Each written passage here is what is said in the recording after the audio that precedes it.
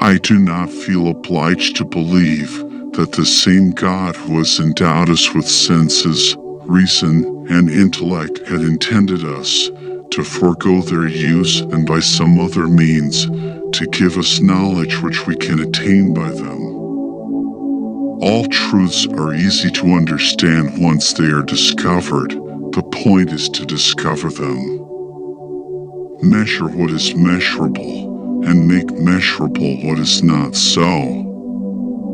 The sun, with all those planets revolving around it and dependent on it, can still ripen a bunch of grapes as if it had nothing else in the universe to do. I have never met a man so ignorant that I couldn't learn something from him.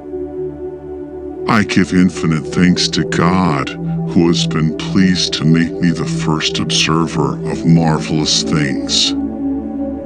Nature is relentless and unchangeable, and it is indifferent as to whether its hidden reasons and actions are understandable to man or not. I think that in the discussion of natural problems we ought to begin not with the scriptures, but with experiments and demonstrations. Who would set a limit to the mind of man? Who would dare assert that we know all there is to be known? We must say that there are as many squares as there are numbers. The Bible shows the way to go to heaven, not the way the heavens go. We cannot teach people anything. We can only help them discover it within themselves.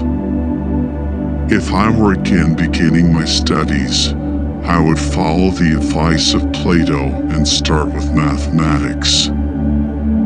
In questions of science, the authority of 1,000 is not worth the humble reasoning of a single individual. And yet it moves. The Milky Way is nothing else but a mass of innumerable stars planted together in clusters.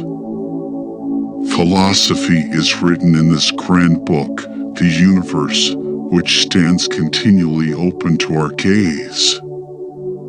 But the book cannot be understood unless one first learns to comprehend the language and read the letters in which it is composed. It is surely harmful to souls to make it a heresy to believe what is proved.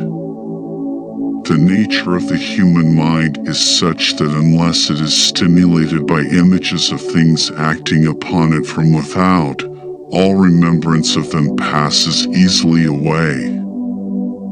By denying scientific principles, one may maintain any paradox.